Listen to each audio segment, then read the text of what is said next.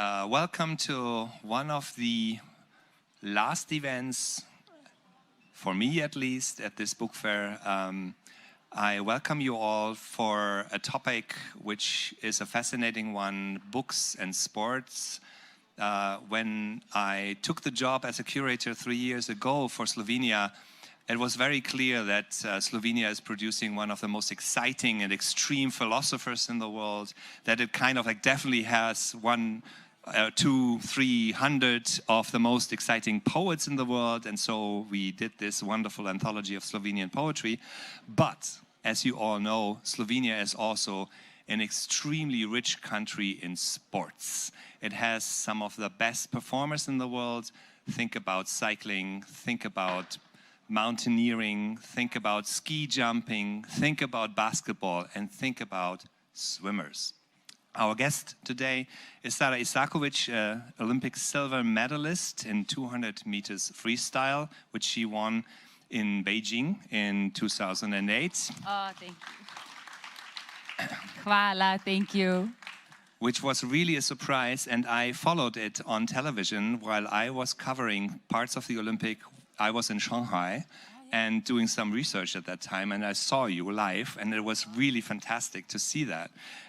You performed, you were born and bled, but lived and grew up in Dubai? Yeah, so I was born in Slovenia, that is right, but I lived most of my childhood in Indonesia and Malaysia, and then we moved to Dubai in 1996. Yeah, so even though I'm Slovenian, I really did spend most of my life living abroad, but I'm still very proud to be a Slovenian. Yes. I'm half Serbian as well, but you know. But I swam for Slovenia, and I'm very excited that I was able to bring a swimming Olympic medal home for Slovenia. Yes. I also had an event a couple of days ago, actually a week ago, with Barbara Korun, who then confessed that she was teaching at the school in Visegrad, where you were a high school student, and where you, in her perception, were one of the most dedicated people ever, because you were getting up at 4 o'clock in the morning, going to training, and then jumping back to school. Yeah. Was it hard for you? Was it hard for you to kind of like get into this kind of like training regimen? And when did you start exactly to train for professional swimming? Professional, yeah. So professional, I think around 13, 14 years of age. I figured that I was quite potential. And then only by those high school years. So when you turn 16, that's when you start training twice a day, which means practice 5:30 in the morning, waking up at 4:40. And then, yeah, morning swimming. And while I was swimming, I was repeating history or geography in my head, even though, you know, because I had to get ready for a test in school.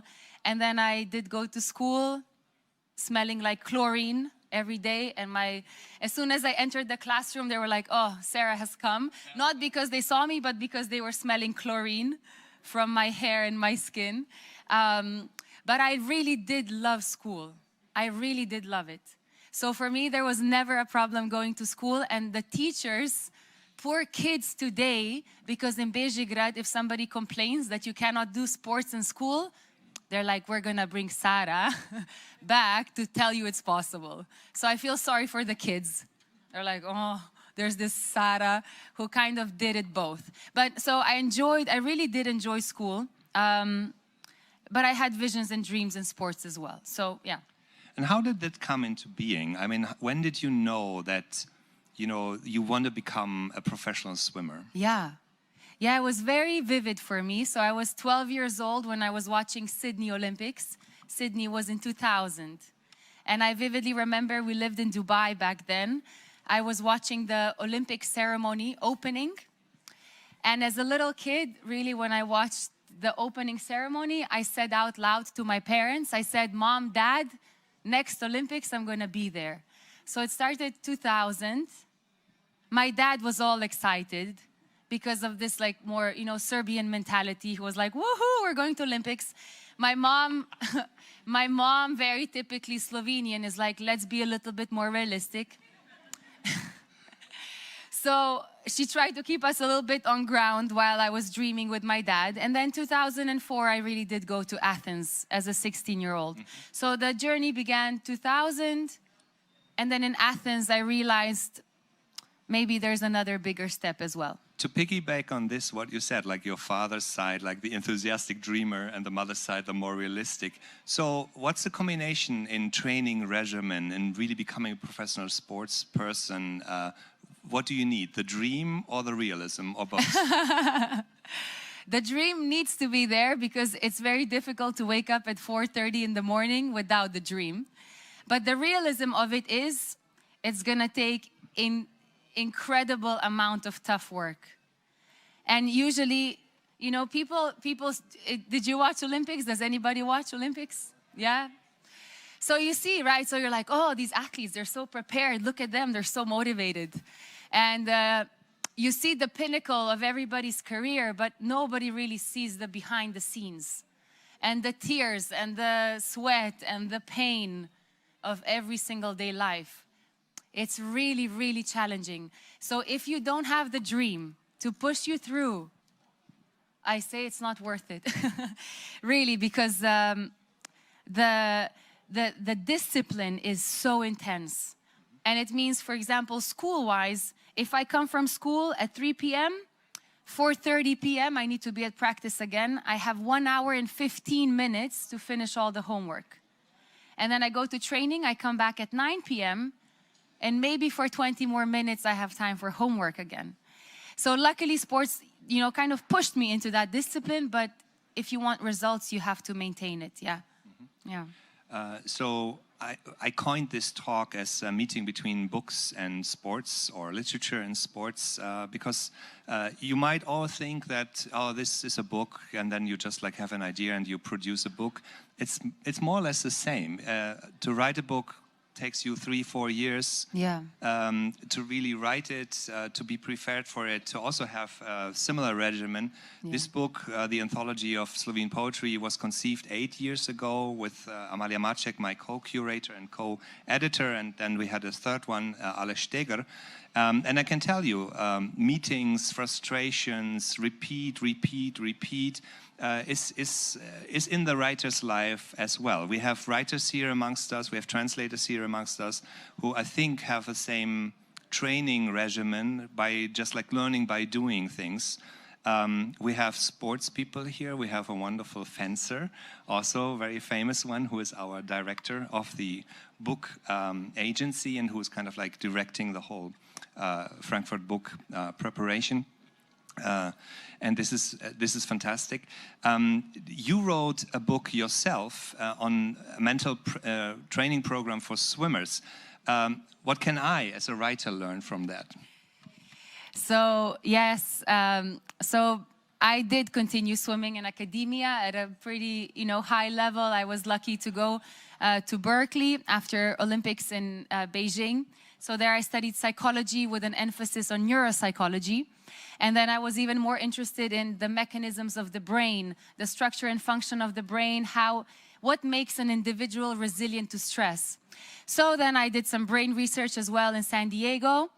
And then I did, my master's degree on performance psychology. And I was like, why don't swimmers, because, love for swimming for swimmers, why don't swimmers have a manual? For me to give any swimmer and say, listen, I know you're physically in the pool every single day getting ready, but who teaches you how to optimize your everyday environment? How do you enhance your quality of performance on a daily basis? Not physically. Physically, the body does as much as it can, but mentally, right? So then I was like, I need to write a book for swimmers. And because I've come from a field of psychology, I understood that it comes down to mindfulness training. So if you were to dive into what makes a human resilient to stress, it comes down to how aware an individual is. And awareness is trained through mindfulness training. So, because I did this with pilots and businessmen and dancers, musicians, I do the same with athletes. So I train them how to raise their level of awareness in a given performance field so that they can be more resilient to stress. So if I were to tell you anything, is to meditate every day. As the way you brush your teeth, that's exactly how you should be meditating, so that you can maintain a level of calm, mental and physical, every single day, so that you can have better mental clarity, that you have the capacity to be innovative and creative. If you're under stress, your mind, it just wanders off, on and off, into the past, into the future, full of doubts and worries, complaints, excuses, right? So if you want to kind of manage that mind, you have to be aware first. Oh, wow, where did I go? What kind of fear and anxiety am I experiencing, and how I can help myself? So if you are aware, if you are paying attention, you have then the ability to respond, to say, okay, interesting, my attention has wandered away. Let me bring it back. So I would tell you, if anything, to meditate, to raise your level of awareness, so that you can be more in control of your internal environment. And the more in control you are, I would say, the better you're able to manage whatever is going on in your mind and body, the bigger the ability to respond to whatever is happening. Yeah, I experienced that luckily as an athlete, because I understood that my head needs to be focused every day. My body needs to feel at ease, so that I know how to regulate my nervous system. I know how to manage my emotions. I know how to visualize my race ahead of time. So luckily I had the experience through sports. The neuroscience and psychology just proved it to me. And then I just packaged it all up into a program. So it's a book, but it's actually, so this is just the book, the workbook. But you have over 65 mental training recordings that come with the program. So if you only read this, this is 30% of the work. You have to sit and meditate. And you still have to train and to swim. Yeah, but that's true. Yeah. You can't just sit and meditate and be like, oh, Olympic medal, please come my way. Exactly, and this is the same, like, you know, I teach since 30 years young writers all over the world, and a lot of them have been able to publish books. But the one kind of like conceptual error which beginning writers always having, oh, I have the perfect story. And then I always say, like, fantastic, you have the perfect story. But now you have to have, and to create a mindset where you can write this story down and go through all the hardships of the writer's life in order to get it and to publish it. And this is very, very similar in that sense. I think I want to ask one question. So the writer's experience, be it a poet, be it a writer for theater, be it a writer for television, be it a writer of novels, is that the most exciting moment is when you get into the flow. When you kind of like forget yourself, when it's not meditation, it's kind of like it's flow, it's called flow. It's really you give yourself away to the words, to the movement of your hands. Your thoughts are not under control anymore. Does that happen in your life as a swimmer as well? 1,000,000%. So it's in sports, it's also all about flow, right? But in order for you to get into flow, you have to still learn techniques of how to center your mind and body, how to focus your energy on what it is you're doing, how to not get distracted. But it's when you train that, either through experience, because everyday sitting and writing kind of leads you, sometimes more naturally in it, sometimes hopefully it's not forced. But in sports, when it comes down to optimal performance, this means flow for swimmers is mostly the last, like the cherry on the top. So let's say my Olympic race in Beijing, I would call it a flow, right? What that means is that I surrender to my performance. I just allow it to happen. Because as soon as you if you get caught up in the head, will it work? Will it be a medal? Will it not be a medal? Will I die? What will happen? It's over, right? So you just have to be as still and as present as you possibly can, and trust that you have the ability now to execute your knowledge, your skills, your abilities in that moment. So it's simply, and athletes, if you ever watch sports on TV, and then you say, oh, but this guy, this girl is much better, than this actual performance. And you're like, why didn't they win? They have better abilities maybe. They didn't win because they lost the capacity to be super present. So they were either too worried about the past, oh my God, I made a mistake, I shouldn't have made a mistake, or they were too caught up in the future thinking, we won, we got this, we already won. And then the other team, because they're more present, more centered, more focused on the process, they're like, just wait, you didn't win just yet, right? So it's that state of flow, but it's pure, and the way I define it for me personally, it's pure and utter presence, being with what is, and allowing my body to go. My body knows what to do. I've done it a million times. It's just, I have to let my body do the work. You have to let the mind do its job. If you consciously sometimes get too caught up in some like detail, perfectionism, it's over. It's over, yeah. So meditation, what it also helps, it's not just regulating attention, learning how to manage your emotions, but it's really allowing, being with the moment. Mm-hmm. For writers, and writers were always fascinated by sports events, you know, so like think about Hemingway, think about Bertolt Brecht and his obsession with cycling or boxing. But what interested most writers are extreme moments where this sports person would suffer, would kind of like have exactly this impasse of like not doing what she or he was preparing for, where the crisis happens. What were those crisis moments like for you? There was a lot of crisis moments.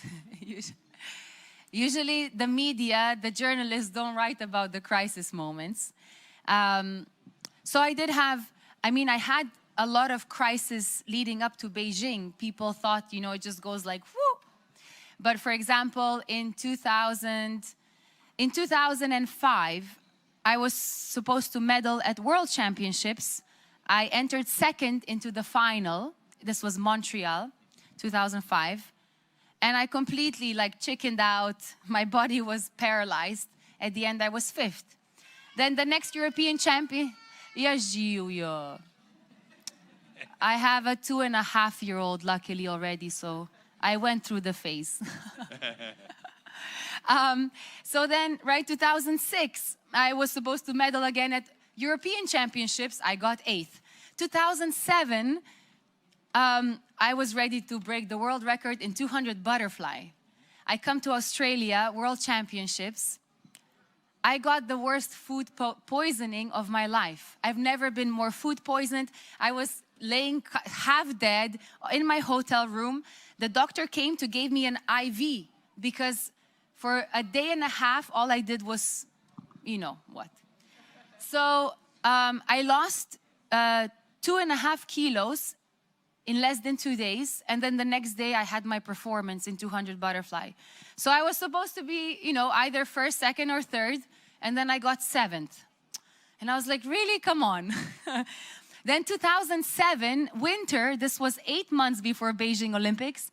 I had the worst physical burnout. And I was crying every day.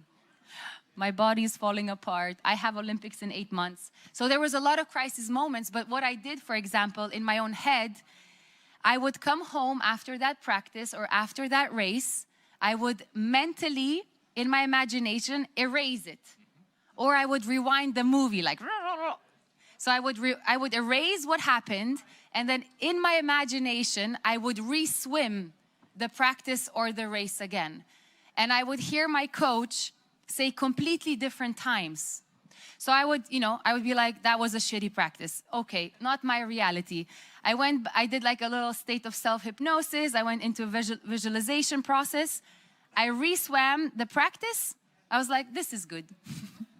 And then I fell asleep, and I was actually convincing myself of this altered reality every night for at least 6 months, while also visualizing my Beijing Olympic medal.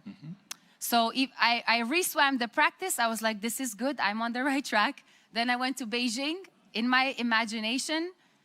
swam the 200 freestyle race, saw myself winning an Olympic medal, and then fell asleep. No, this is very similar, actually. I am so in a novel, it's rewriting basically, you know. So and it's actual rewriting. So you are not satisfied with what's on the page. You still have this visualization of the goal of how the whole should look like or how it should feel like, and you always have to come back to this because otherwise you will lose the idea of it's going somewhere, you know. So it has, you always have to have that moment of this book is a whole. It kind of like goes somewhere, even if you don't know what exactly is happening at the end, for example. But hopefully this is for everyone like this in all aspects of life. Yes, yes. Because if you have that vision, at least you're like, I know where I'm headed. I know what I want. Somehow, naturally, the process then takes care of itself. If you have something to pull you through. But does it also work if you want to compare sports and books to life? So should we also visualize our death? Visualize death? Well, that's a by the way, very practical, psychological, exercise. Because people are like, I have time.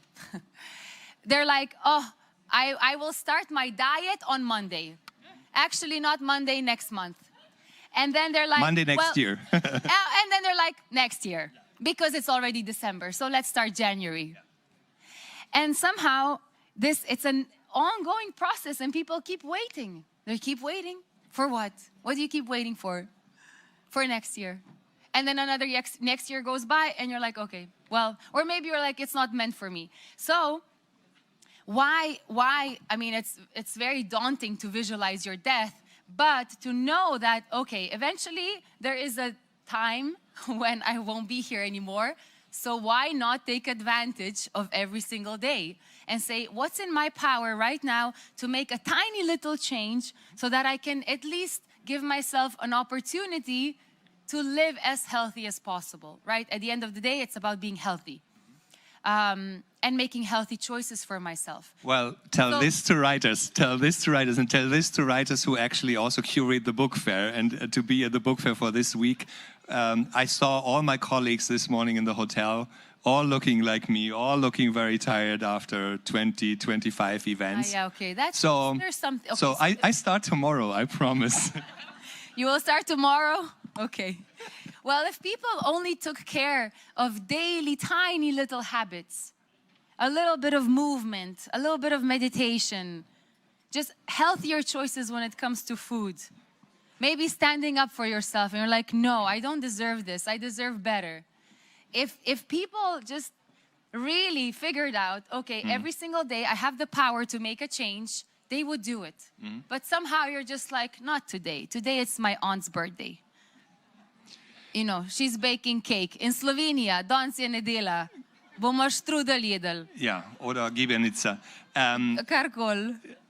The psychology of performance, which you studied in Berkeley and in San Diego, and which you wrote about as well, you applied this not only to athletes. You were also very interested in pilots.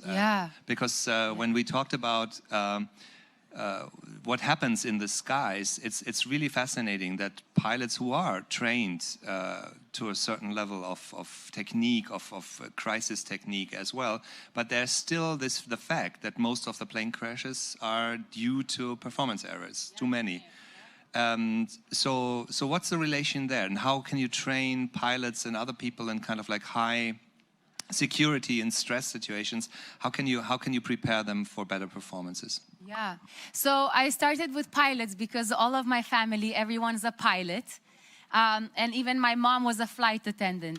So I didn't want to become a pilot like my twin brother. I decided to enter aviation from a more psychological perspective because I really do understand through stories at home every single day the level of stress that pilots go through. And nobody understands this. They're like, oh, well, you know, they just sit in the plane. They have 500 passengers in the back. But the point is that when something really extreme happens, so there's a sudden, unexpected stimulus, a pilot needs full capacity, full brain capacity to see the situation clearly, to have better decision-making skills, right? So under stress, what happens, if you study stress response in the brain, you know that the prefrontal cortex blocks under extreme stress. So what that does is it hijacks the mind, the body. You have this tunnel vision. You're fixated on tiny little point. You're unable to hear, right? You're unable to comprehend. You're unable to memorize, so regain memory, to say, okay, I know these technical skills, what needs to be done. So it's we call it in aviation startle effect, right? So my job when I worked with Emirates Airlines psychology department was to help elevate pilots' resilience to the stress through awareness, mindfulness training, so that in immediate stress, they know how to center, they know how to regulate their nervous system, to stabilize the body so that the mind gets clear, so that you have a bigger, better cognitive capacity to make decisions. So, I mean, pilots understand this, so they were very, I worked with Navy SEALs and Marines in the US. They're like, yeah, bring it on. I'll meditate the whole day if that helps me optimize my performance. And pilots, they're very like ego macho. They're like, me meditate? No. And then when you present to them the neuroscience that lays behind meditation practice and how it impacts their performance, they're like, oh yeah, I want some of that. So it's about, all it is about stabilizing the body so that, why stabilizing the body? Because the last 2 air crashes that happened in Boeing, the pilots were pulling up the aircraft without conscious awareness. So instinctively, they were pulling the nose up even though the airplane was falling. And every pilot knows from flight school that what needs to happen is to gain speed, they need to bring the nose down. But because they were instinctively in such, extreme stress, they were like, oh, let's keep ourselves up in the air. It's an instinctive response to stress. The more they were keeping themselves up in the air, the faster the airplane was falling. And it's not because they didn't have the skills and abilities, it's because they didn't have the conscious awareness of what they were doing. So stabilizing the body to say, okay, here are my hands, I know what I'm doing as I'm doing it, now I have the capacity to see and think clearly. So let me now ask you this question. How is this related maybe to your own reading experience? We brought to Frankfurt the Ljubljana Reading Manifesto. My dear colleague Miha Kovac was behind this initiative. It is signed by neuroscientists. It is done by researchers, reading researchers. We still don't know enough about what happens in the brain while we read. We know that this is in a part of our brain which used to be responsible for symmetry, recognizance. So it was helping us to navigate our ancestors and see what kind of animals would be luring there in the jungle so that we could be prepared. So this is probably the reason why we are so invested in reading books, because it seems to be connected to our cognitive awareness system, let's call it like this. So are books then, on this level of experience, are they preparing people for crisis situations, for life decision-making situations, for training? Is it a training for life, so to speak, to read? And how was your experience with reading in that regard?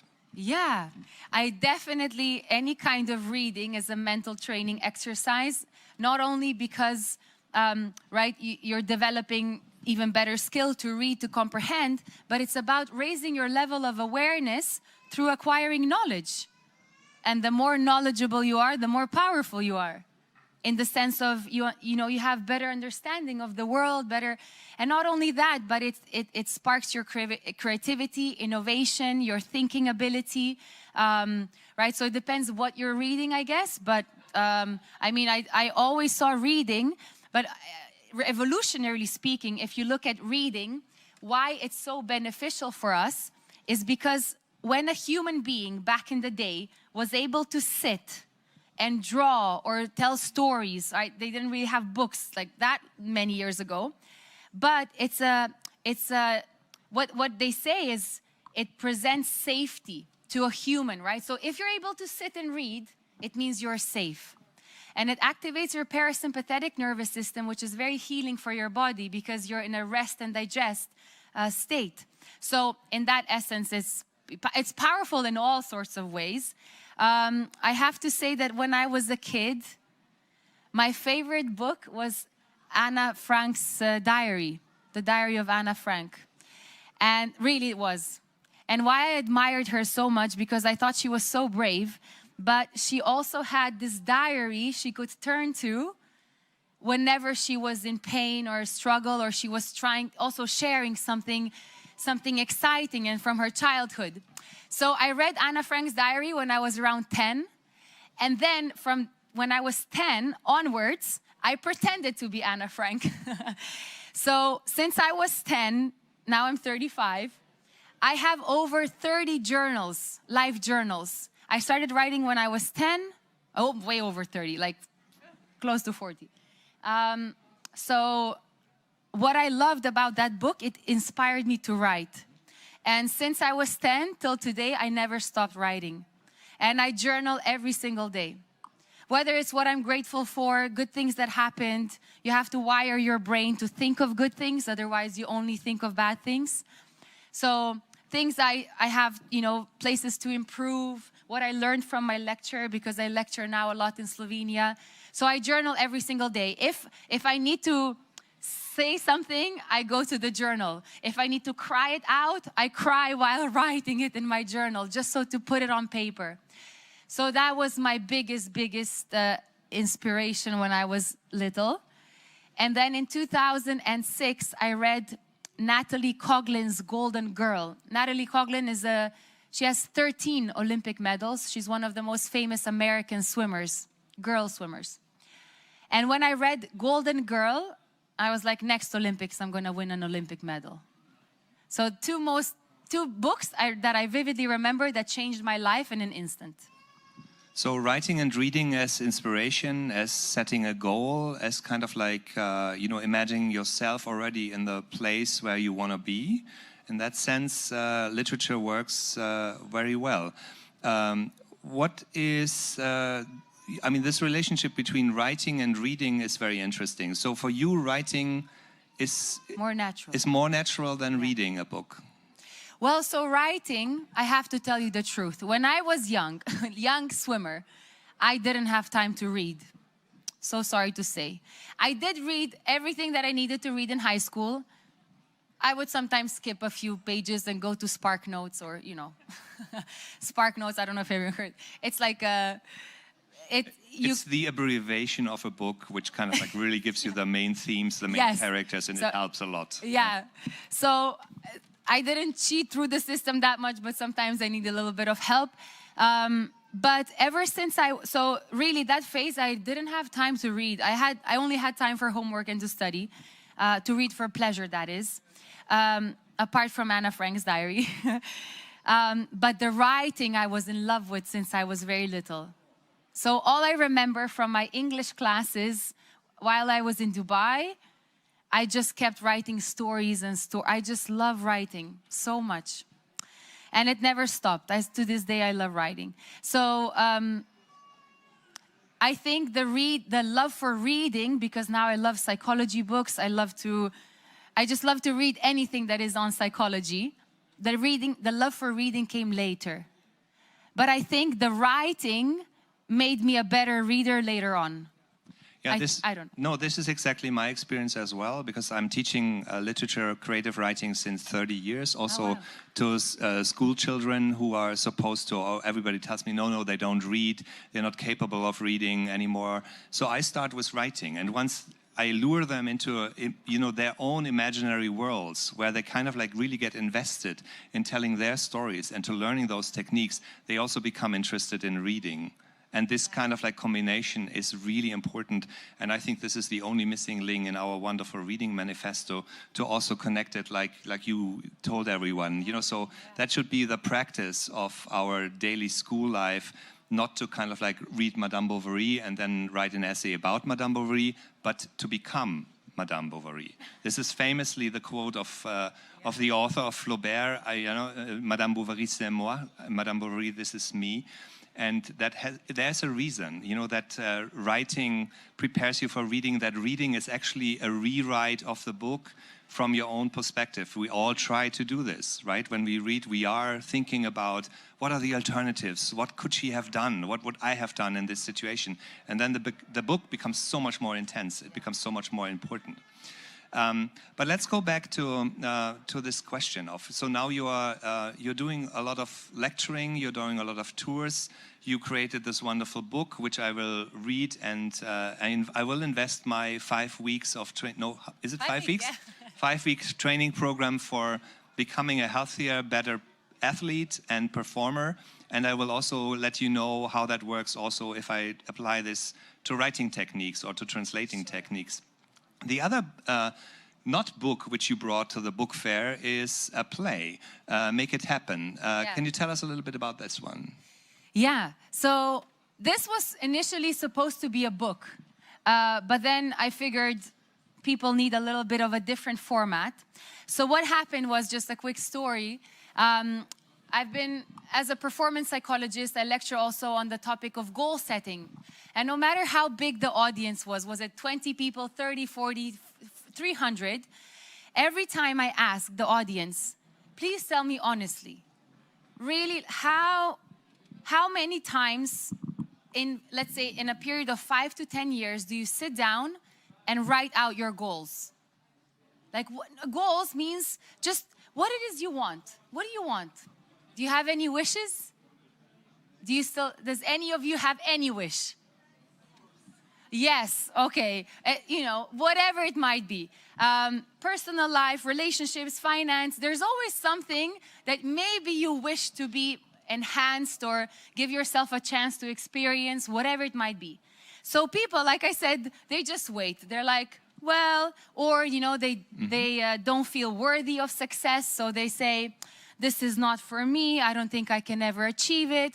Or some people just give into faith. This is my body, it's the genes, I can't make it go away.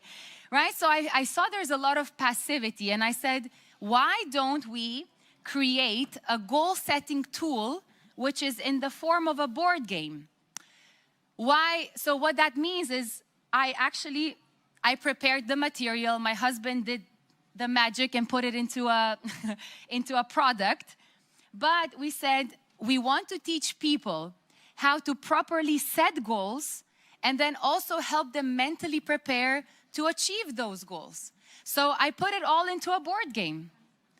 So you guys have really no longer any excuses why you wouldn't turn your dreams or wishes into reality.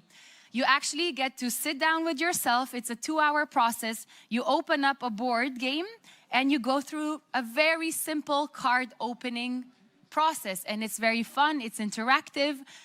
Eventually, what you have after 2 hours is a planned out vision, your personal why, all the mental tools that need to be in place to help you realize that goal. And it's not necessarily as much about goal achievement as much as it is about finding fulfillment. And my only job in this world, really, I feel like I was called to do this, is to just help enhance people's quality of life. And how do you enhance someone's quality of life? To say, listen, I want my life at least to be headed in this direction. How can I take the first step to move into this direction? I deserve a better relationship. I deserve to be financially, stable or a little bit more feel liberated. We all have our own wants and desires. And it's a shame that people go through life not, first of all, being honest with themselves and say, I do want something to change. Because they're lying to themselves. They're like, oh, it's going to get better tomorrow. Maybe tomorrow, right? So, Sara? just really quick. So really being honest, really honest. Be like, yes, this is not okay. I am not okay. I deserve a change. Now I have a tool how to put that into reality, step by step. Yeah. It would be nearly the perfect moment to just like make a joke about your, because you read Madame Bovary when you were in high school, Yeah. and you weren't impressed. Madame Bovary's situation is exactly like in this cardboard game. She is doing this play with herself, and she decides, no, I deserve better. And you know where that leads to. The book is the book is an analysis of you set yourself dreams, and those dreams bring you in extreme trouble, and the end of the book is extremely tragic. I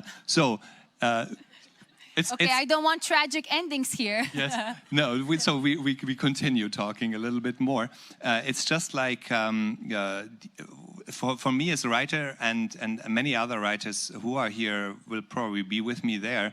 So what we do in order to kind of like keep us going and keep reaching higher is we kind of like write down book titles, books we still want to write, or translations we still want to do, so that you always have this feeling of, when I got stuck in this book, when this book might be failing, which, by the way, I never let this happen, because the most important goal for me also to teach younger writers is never start something which you will not finish. So like this is really important, you know. So it's not only about the techniques of how to kind of like implement characters, plots, development. It's really about, so if you want to tell this story, you don't stop telling this story until you are at the end, because you will never know if a book works until you are at its end, and then you can rewrite the whole process, rewind your race. The one difference between writing a book and being a world-class performer, as you were and as you are now as a teacher of performance, is that the goal of an athlete is to really compete in this final race, right? To really win there. There's no final race with books.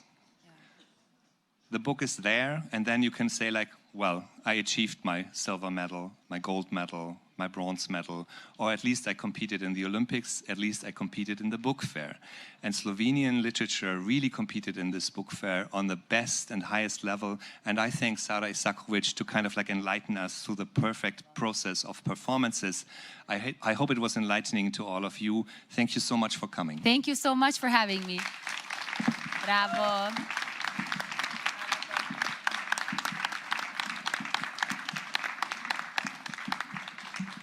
And please buy the books, buy all the books which are still in front of the pavilion. Come and we will sign and sign and sign. Thank you so much. I'm not selling any of my books here, but I just brought them.